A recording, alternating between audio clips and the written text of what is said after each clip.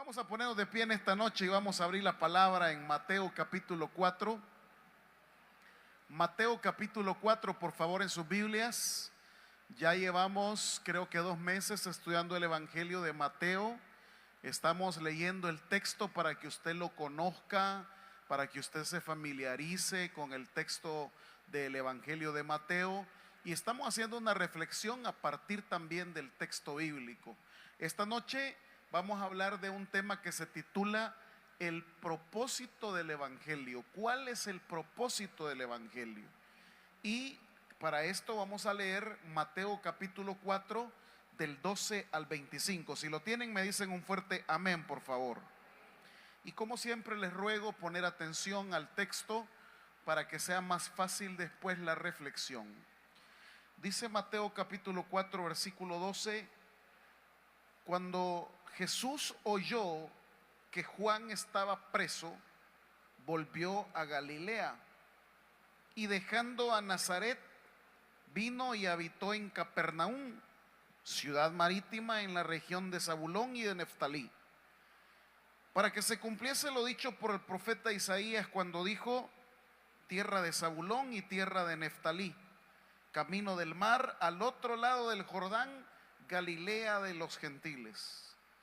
El pueblo asentado en tinieblas vio gran luz, y a los asentados en región de sombra y de muerte, luz les resplandeció.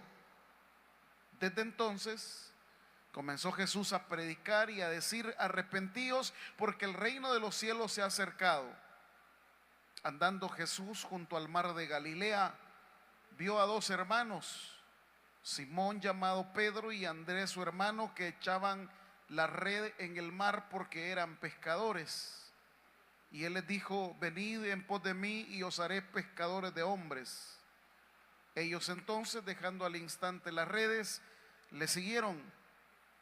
Pasando de ahí, vio a otros 2 hermanos, Jacobo hijo de Zebedeo y a Juan su hermano, en la barca con Zebedeo su padre, que remendaban sus redes, y lo llamó. Y ellos, dejando al instante la barca y a su padre, le siguieron. Y recorrió Jesús toda Galilea, enseñando en las sinagogas de ellos y predicando el evangelio del reino y sanando toda enfermedad y toda dolencia en el pueblo. Y se difundió su fama por toda Siria. Y le trajeron todos los que tenían dolencias, los afligidos por diversas enfermedades y tormentos, los endemoniados, lunáticos y paralíticos, y los sanó. Y lo siguió mucha gente de Galilea, de Decápolis, de Jerusalén, de Judea y del otro lado del Jordán.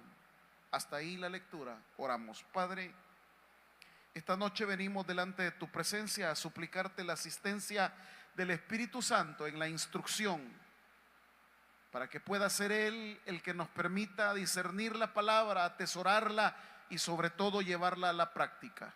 Háblanos a nuestro corazón, te lo pedimos en el nombre de Cristo Jesús, amén y amén. Pueden tomar asiento, mis amables hermanos y hermanas. Muy bien. Esta porción del Evangelio de Mateo, después que en los primeros 11 versículos se ha hablado acerca de las tentaciones de Jesús, comienza a hablar acerca de lo que va a ocurrir en lo que respecta a la transición entre el ministerio que desarrollaba Juan Bautista y ahora Jesús el Galileo. El ministerio de Juan Bautista se caracterizaba por estar en el desierto. Su predicación, que se arrepintiesen porque el reino de los cielos se había acercado. No era tan agradable la predicación de Juan porque en sus mensajes mencionaba palabras muy ofensivas. Generación de víboras, ¿quién os enseñó a huir de la ira venidera? Y así por el estilo. Parece que Juan pertenecía a alguna iglesia pentecostal del siglo I. Ese era Juan Bautista. Y se caracterizaba por predicar en el desierto, y ahí había tenido un gran crecimiento de discípulos. Y cuando entramos a Mateo capítulo 4 del 12 al 25, ahí vemos la transición en donde dejará de ser el protagonista que lleva a cabo la labor de la predicación Juan Bautista, y ahora se presenta a Jesús, el Galileo. Claro, la diferencia y la transición la harán los lugares donde Juan predicaba y los que ahora Jesús está predicando. Mientras Juan, él no se mueve del desierto, sino que las multitudes acuden a él, Jesús sí. Jesús busca a la gente. Jesús llega a los lugares inimaginables. Y a través de estos versículos nos vamos a dar cuenta cómo se lleva a cabo esa transición y también cómo los discípulos lo acogen, porque hay un conflicto de liderazgo, porque hay discípulos que dicen, bueno, y entonces ¿a quién vamos a seguir? ¿A Juan o a Jesús? ¿A quién? Hay discípulos de Juan que siguieron bautizando y haciendo las cosas tal como Juan se las había dicho.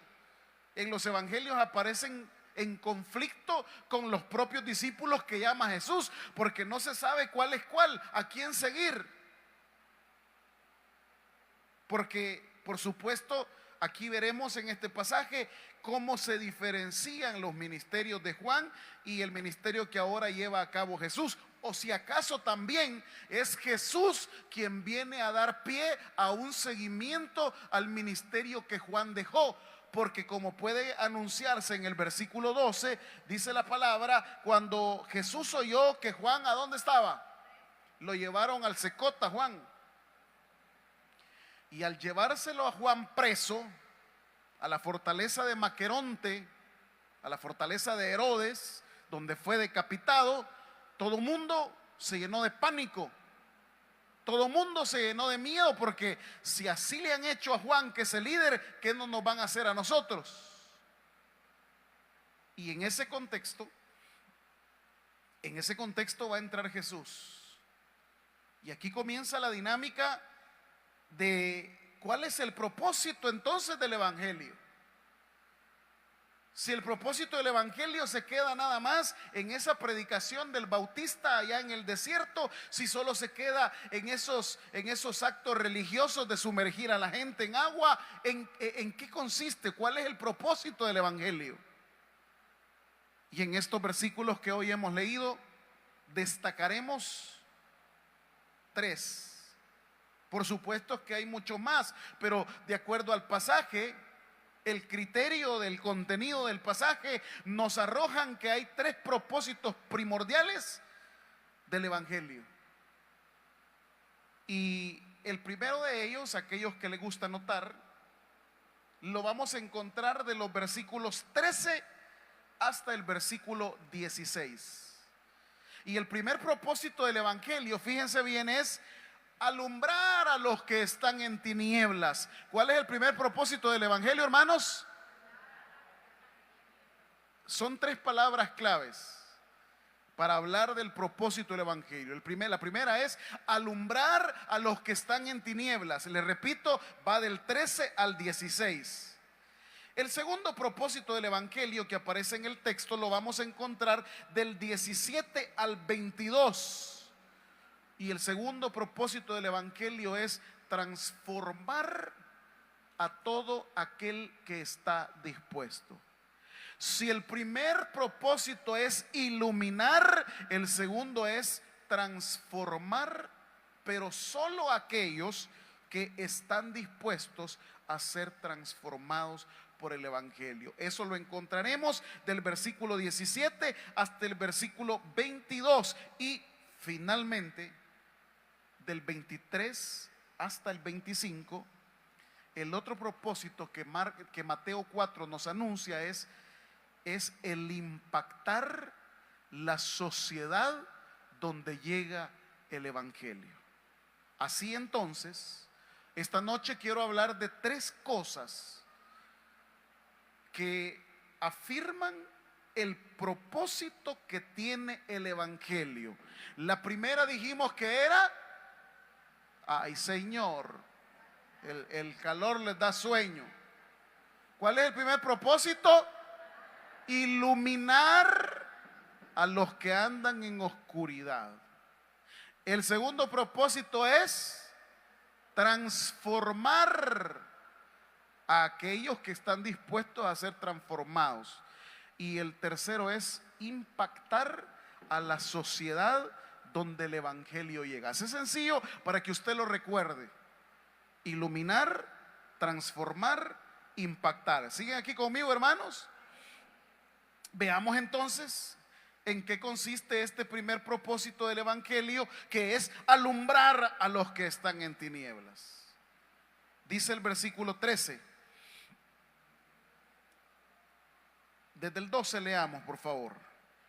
Cuando Jesús oyó que Juan estaba preso, volvió, ¿a dónde dice? A Galilea. Y dejando a Nazaret, vino y habitó en Capernaum, ciudad marítima en la región de Zabulón y de Neftalí. Aquí comienza el propósito del Evangelio. Los primeros versículos anuncian: Jesús no va a agarrar para el desierto como Juan. Él va a llegar a una ciudad que se llama Capernaum, que queda en una ciudad marítima. Pertenecen a la región de Galilea. Una región que para la época era aproximadamente de 70 kilómetros de largo por 40 kilómetros de ancho. Eso era la ciudad de Galilea. Estaba dividida por lo que se llamaba la Alta Galilea y la Baja Galilea, que es donde está ubicada esta región que Jesús predica. Galilea, según los estudios, según las crónicas romanas históricas, contaba aproximadamente con 204 pueblecitos. Y en Galilea en general, en los 70 kilómetros por 40, vivían aproximadamente en esta época 365,000 personas.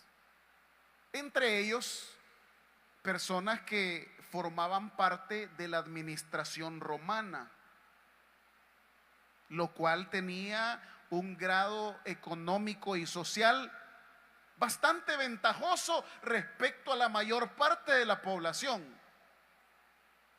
Luego también Galilea contaba con ciudadanos de índole religiosa, aquellos que pertenecían a la familia de los sumos sacerdotes, que eran muy cercanos a las autoridades romanas.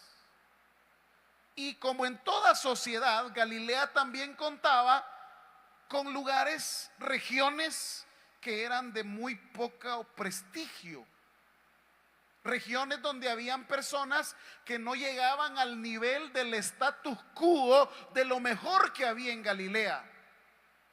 Pues allí, en ese lugar donde existe la mayor carencia de valores, de situaciones espirituales, es ahí donde llega Jesús. Por eso, cuando dice el texto bíblico del 13 al 15 que él llegó, en el 15 al final, mire lo que dice: tierra de Zabulón, tierra de Neftalí, camino del mar al otro lado del Jordán. Y todavía dice el escritor de Mateo: Galilea de los, ¿qué dice el 15? De los gentiles. O sea, como si no ya fuera suficiente mencionar que es la Galilea, todavía le añade: esta Galilea es, pues sí, ahí donde está lo peor de la sociedad. Por eso es que cuando ustedes leen el Evangelio de Mateo y que se menciona a Jesús como ese hombre que viene de Galilea, por eso dice la frase de ese versículo: ¿puede algo bueno salir de Galilea? Porque estaba tirado totalmente a la desgracia el prestigio de Galilea. Allí donde había tinieblas, ahí donde está un pueblo olvidado, es ahí donde comienza su ministerio Jesús. Jesús no comienza su ministerio en los palacios. Jesús no comienza su ministerio en las altas esferas de la sociedad, porque Él no ha venido a buscar lo sano, Él ha venido a buscar lo enfermo. Jesús no ha venido a buscar a los santos, Él vino a buscar y a salvar a todos aquellos que nos habíamos perdido, hermanitos.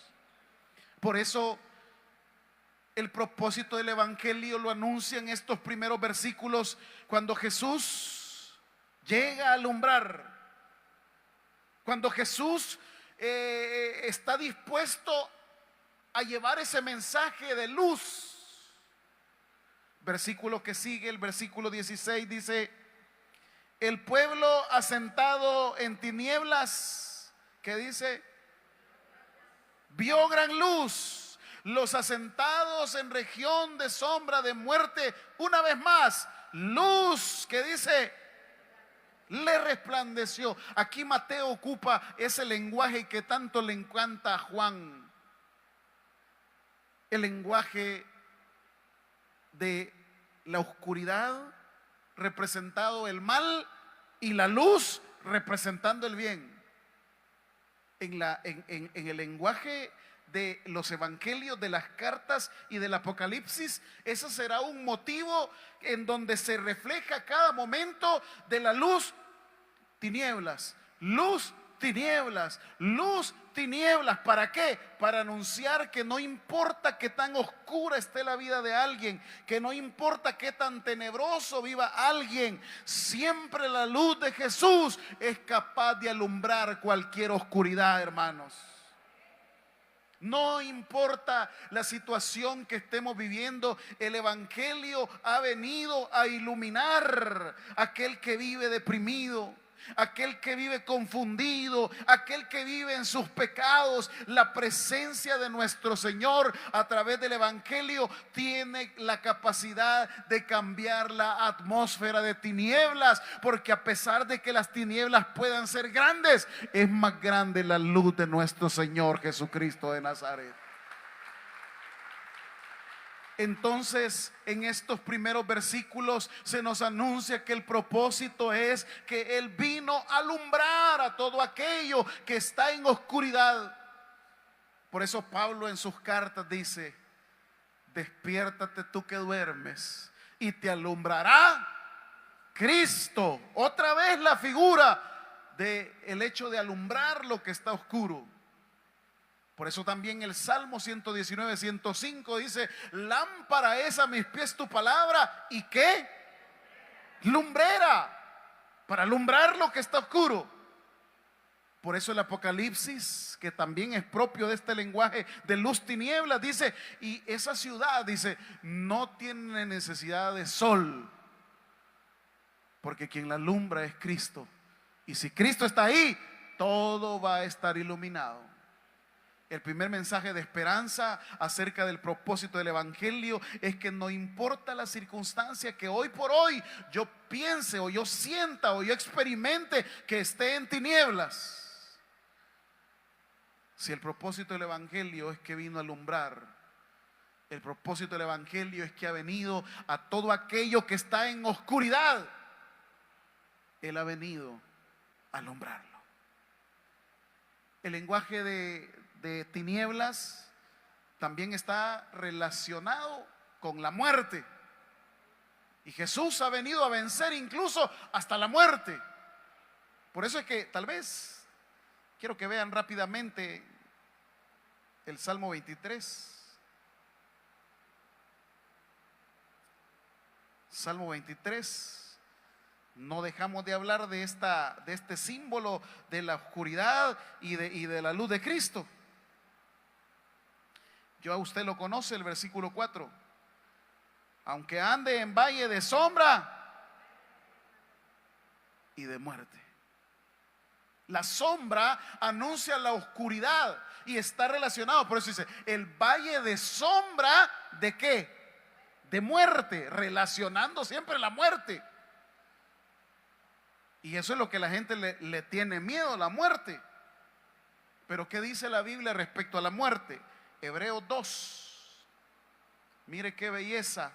La muerte que tenía el dominio, la muerte que la gente tenía pavor, la muerte que representaba lo oscuro, las tinieblas. Mire cómo dice la carta de Hebreos, capítulo 2, versículo 14. ¿Ya están ahí, hermanos? Así que, por cuanto los hijos participaron de carne y sangre, él participó de lo mismo, para destruir por medio de la muerte al que tenía, ¿qué cosa? El imperio de la muerte. Esto es, al diablo. Pero mire qué hizo Jesús con su luz. ¿Y qué vino a hacer el 15? Dice, y librar a todos los que por el temor de la muerte estaban durante toda la vida sujetos a servidumbre. Por eso, y esto nada más es un dato de carácter cultural, antropológico cultural, fíjese bien, antropológico cultural, si la muerte es la oscuridad, si la muerte es las tinieblas, ¿cómo dice la gente, aquella que ha estado a punto de morir? ¿Cómo dice la gente? Y yo vi al final del túnel, ¿qué es lo que ve la gente? Una luz. Porque muy oscura y tenebrosa puede ser la muerte, pero es más grande la luz de Cristo Jesús, que ha venido para dar vida y vida en abundancia. Dele un fuerte aplauso al Señor. Por eso Juan ocupa aquel versículo de Juan 10:10. El diablo vino para matar, para hurtar, para destruir, muerte, tinieblas. Pero yo he venido, dice Jesús, para dar ¿qué? Vida, luz y vida en abundancia. Y podemos seguir hablando acerca de este motivo literario a lo largo de toda la escritura. Por ejemplo, Génesis.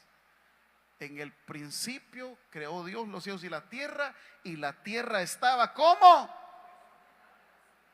Oscura. Y tinieblas, dice, cubrían la faz de la tierra. ¿Y qué es lo primero? Y dijo Dios, ¿sea qué? Y fue la luz. Así. Es lo primero que Mateo nos dice del versículo 13 al 16. El evangelio ha venido a alumbrar todo aquello que está en tinieblas. Amén, hermanos. Segunda cosa, versículo 17. La segunda cosa que Jesús y su evangelio tienen como propósito, dice el versículo 17, desde entonces comenzó Jesús a predicar y a decir, arrepentíos, porque el reino de los cielos se ha acercado. Similar mensaje al de Juan Bautista, solo que Juan el Bautista era un poco más grosero. A aquel le encantaba decirle, generación de víboras, ¿quién les enseñó a huir de la ira venidera? Juan Bautista dejó varios discípulos. Por ejemplo, hay dos de los discípulos de Jesús que cuando van a un lugar y que no quieren recibir el mensaje, la predicación, mira la propuesta de los dos discípulos que le hacen a Jesús acerca de que en Samaria no quiere que les prediquen. ¿Sabe qué le propusieron los discípulos a Jesús? Que por qué no mandaba fuego y los consumía. Y eso es lo que la gente viene a pensar, de que el evangelio es el andar amenazando, el andar ofreciendo. Yo no sé por qué, de dónde sacan algunos pastores el solo andar ofreciendo fuego y el solo andar ofreciendo infierno. No sé de dónde lo sacan. No sé de dónde sacan siempre andar ofreciendo, se va a quemar, todos los pelos se le van a quemar de la cabeza, se va a chicharrar, hermanito. Pero el mensaje de Jesús, el evangelio, no tiene como propuesta que la gente se pierda. ¿Sabe cuál es la propuesta del Evangelio? Que la gente sea transformada. Que la gente pueda a través de este Evangelio, si está dispuesto, que pueda ser transformada. Por eso, si el primer propósito es iluminar lo que está oscuro, el segundo es ser transformado. Pero solo experimentará una transformación cuando el ser humano, sea hombre o mujer, está dispuesto a ser transformado. O dicho en otras palabras, tiene la disponibilidad de que su mente sea renovada. Por eso en las palabras del lenguaje paulino dice: sino transformados por medio de la renovación de vuestro entendimiento, para que sepáis cuál es la voluntad de Dios, buena, agradable y perfecta, dice Romanos 12:2. Pero solo aquel que realmente está dispuesto a ser transformado y quiere que esas viejas formas de pensar, Dios le pueda instaurar en él una mente nueva. Por eso dice Pablo que nosotros tenemos la mente de ¿quién? Pero eso es si usted le permite. Si usted permite ser transformados. Y la transformación, ¿de dónde procede? De esta frase, versículo 17: arrepiéntanse. La palabra arrepentimiento es de un giro a su mentalidad, cambie su manera de pensar. Si así pensaba antes, ahora tiene que pensar diferente, porque ahora es el Evangelio que le va a transformar su mente. Y en esa transformación, fíjese bien, viene otro elemento. Esa transformación no es que el Evangelio viene donde usted le transforma su manera de pensar y ahí se acabó, ahí lo deja el Señor solo. No, Señor. Esa transformación incluye un propósito. ¿Y cuál es ese propósito? Que yo antes, con mi mentalidad, yo era un servidor de la carne, un servidor del pecado. Pero si Dios me ha transformado, si yo le he permitido que Él me transforme, ya no voy a ser servidor de la carne, sino que ahora me debo de transformar en un servidor del reino de Dios. Mire cómo dice el versículo. Versículo 19. ¿Qué les dijo a todos esos que les estaba predicando? Venid en pos de mí y os haré, ¿qué les dice Jesús? Pescadores de hombres. Es decir, ahora que el Señor te ha transformado la mente, en esa transformación el propósito también es las habilidades que tú tienes naturales, ahora tienen un propósito para el reino de Dios. Porque el Señor no te va a dar virtudes, no te va a dar dones, sino que el Señor lo que quiere es que todo lo que Él te ha dotado, ahora lo pongas al servicio, pero al servicio del reino de Dios. Esa frase es también simbólica. Ustedes son pescadores. Y en esa frase, ahora serán pescadores de hombres, es un lenguaje simbólico que lo que significa es las habilidades que tú tienes ahora van a estar, pero al servicio de Dios. Porque, hermanitos, todo lo que somos y todo lo que tenemos es por la misericordia y gracia de Dios. ¿Y qué con ello? Pues que también yo debo de ser útil. Pero yo no tengo la capacidad. Es que no se trata lo que tú vas a hacer, se trata lo que Dios va a hacer por medio de ti. La pregunta es si tú estás dispuesto.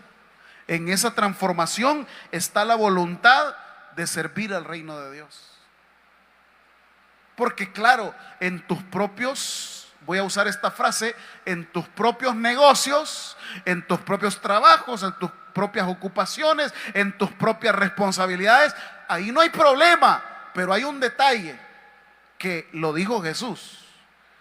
Cuando los papás llegaron a preguntarle a él: ¿qué te quedaste haciendo aquí si nosotros solo venimos a presentarte, Jesús? Y Jesús dice: en los negocios de mi Padre me es necesario estar.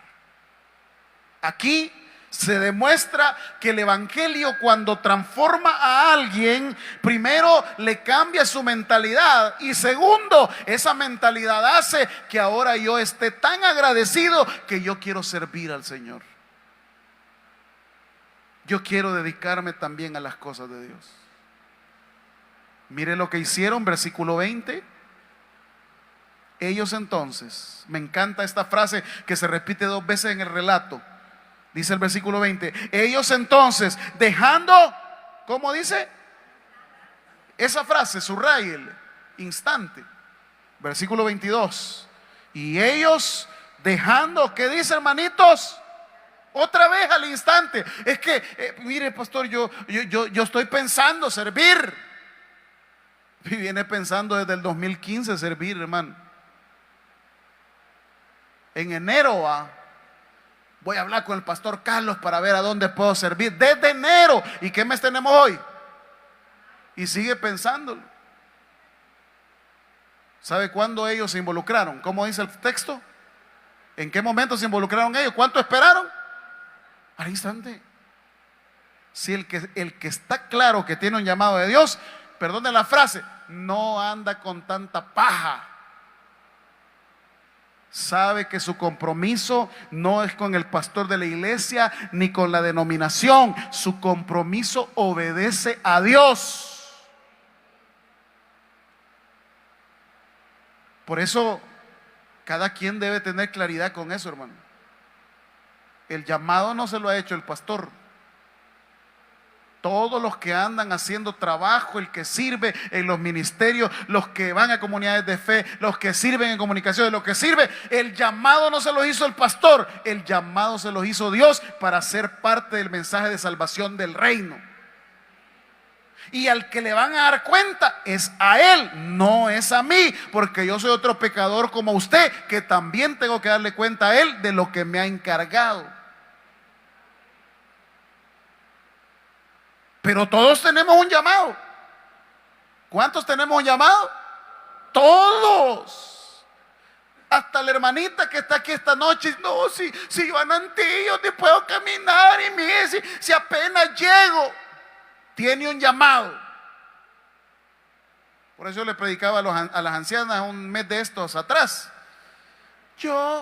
¿Cómo puedo ser útil al Señor? En muchas cosas, hermanita. Torre de Oración es un ministerio que pudiera estar mucha gente que no puede caminar, clamando y pidiéndole a Dios para que las personas se conviertan al escuchar un mensaje.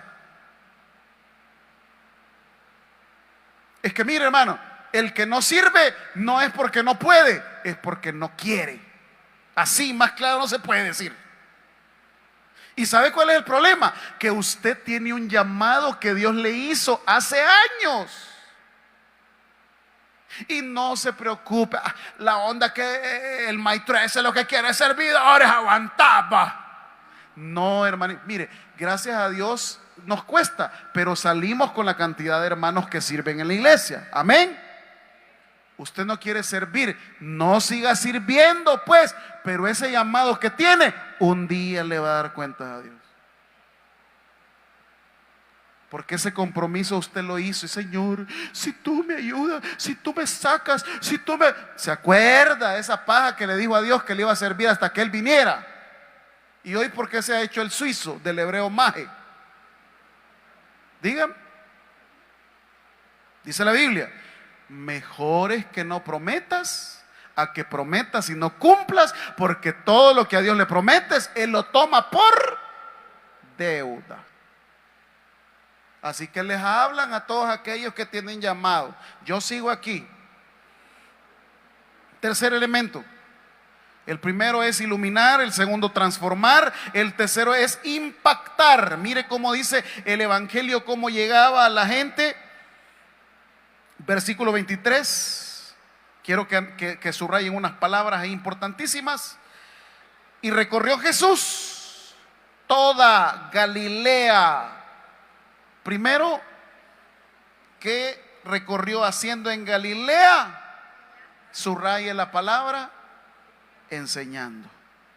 Segundo, dice, enseñando en las sinagogas de ellos. Lo segundo que andaba haciendo era predicando el evangelio. Y tercero, ¿qué andaba haciendo? Sanando toda enfermedad. Mire, aquí está resumido la integralidad del evangelio. El impacto del evangelio en una sociedad tiene que tener tres componentes. El componente que habla de la enseñanza es un componente mental, transformación de mente. Ese es el componente mental, la enseñanza discipular. Por eso es que el texto no solo dice, y solo andaba predicando. No, porque el evangelio es integral. ¿Qué es el evangelio, hermanitos? No solo se trata de enseñar, que es de carácter discipular, que es de carácter mental, también contiene el elemento de que andaba predicando el evangelio del reino. ¿Y esa predicación en qué consiste? En el consuelo. Aquí se mete a que el evangelio no solamente es de carácter educativo para hacer discípulos, sino que también el evangelio tiene un carácter de consuelo a las emociones por los problemas que la gente vive. Emocional. Ve cómo va la cadenita del evangelio. Enseña, discipula, predica, porque consuela a la gente que está en tantas dificultades. A esos que ya dijo en los primeros versículos, a esos que están en tinieblas. Pero también contiene otro elemento. ¿Qué dice al final? ¿Qué dice al final del versículo? Y también, aparte de enseñar, aparte de predicar, ¿qué también andaba haciendo? Sanando a todos, toda enfermedad y toda dolencia del pueblo. Aquí estamos hablando del aspecto físico. No, y por eso es que vale la pena poder hacer aquí un hincapié. El evangelio no solo consiste en una sola cosa, el evangelio tiene que ser integral.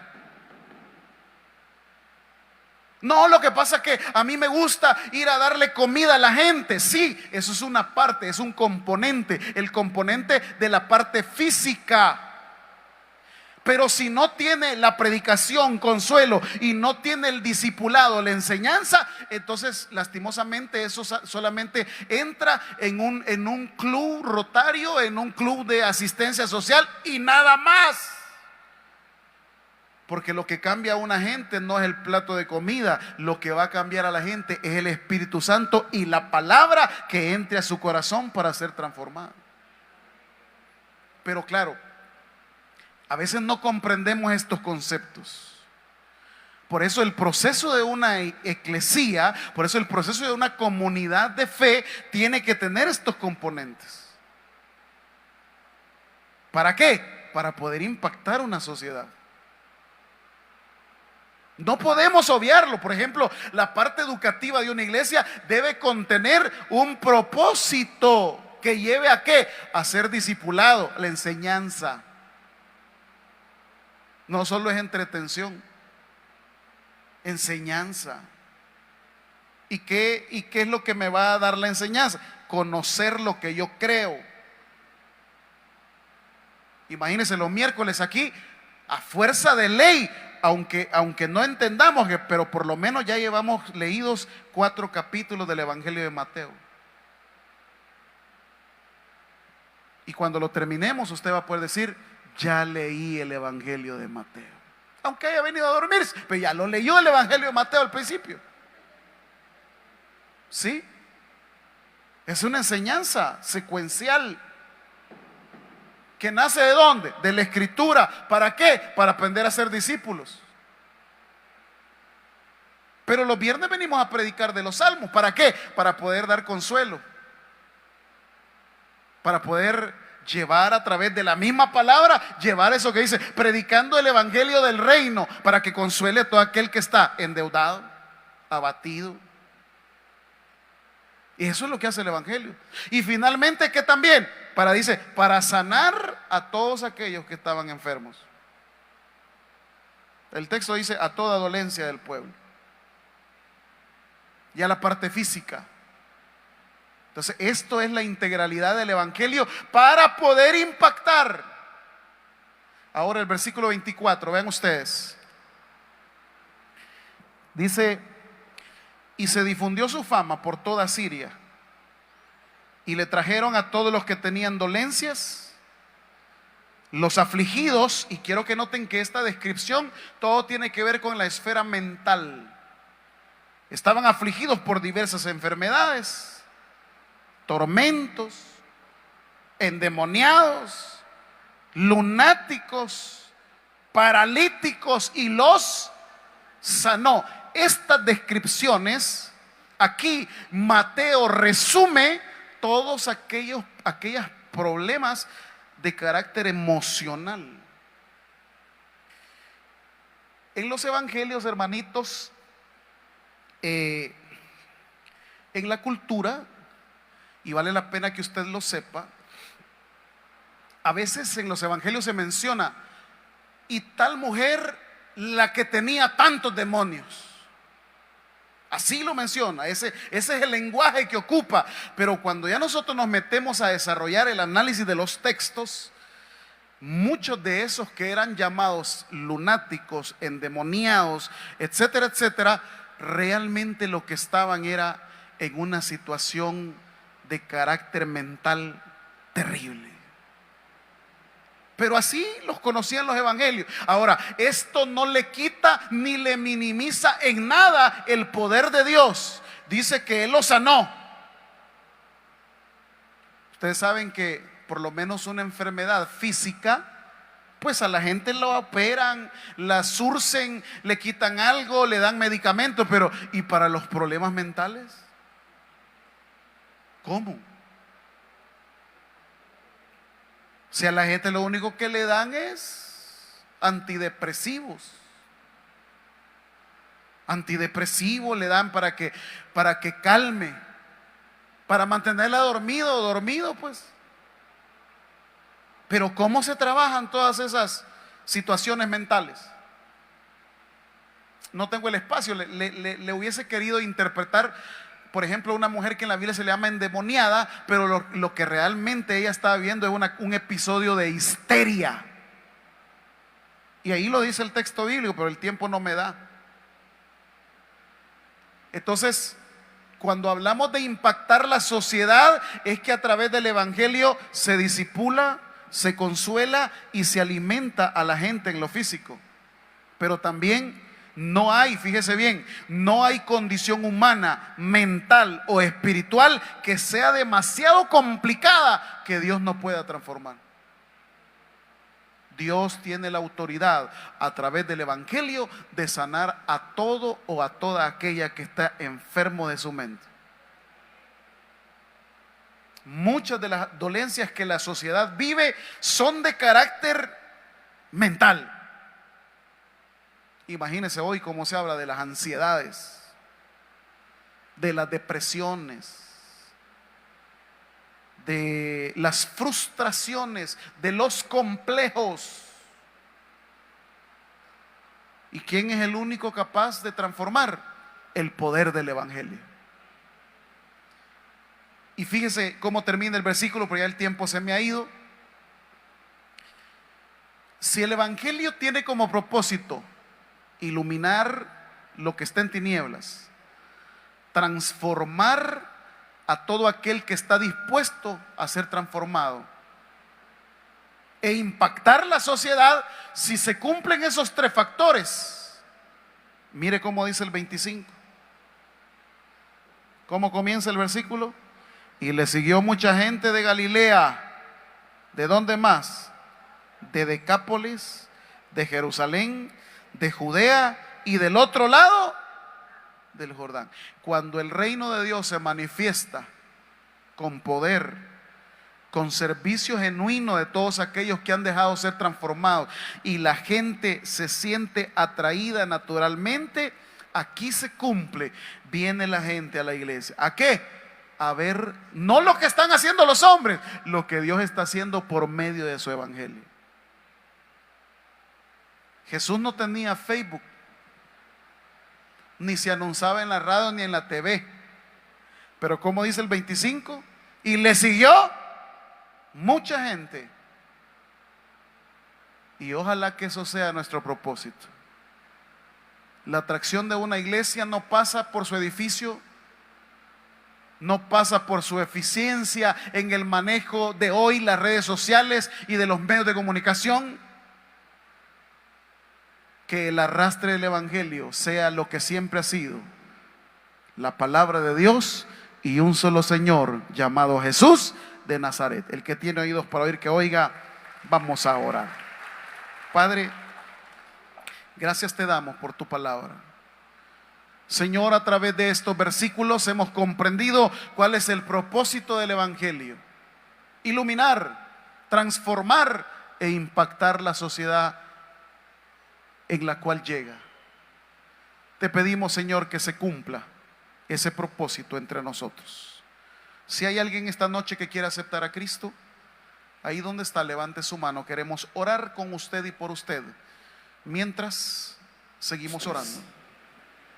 Para nuestro Señor no hay nada imposible, y este capítulo expuesto nos demuestra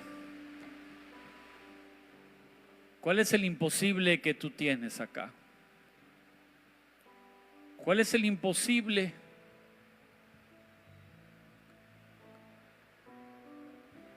Ninguno. Dios es experto en los imposibles. Y quiero invitarte que con tu cabeza inclinada tú se lo digas a Él y le digas: Señor,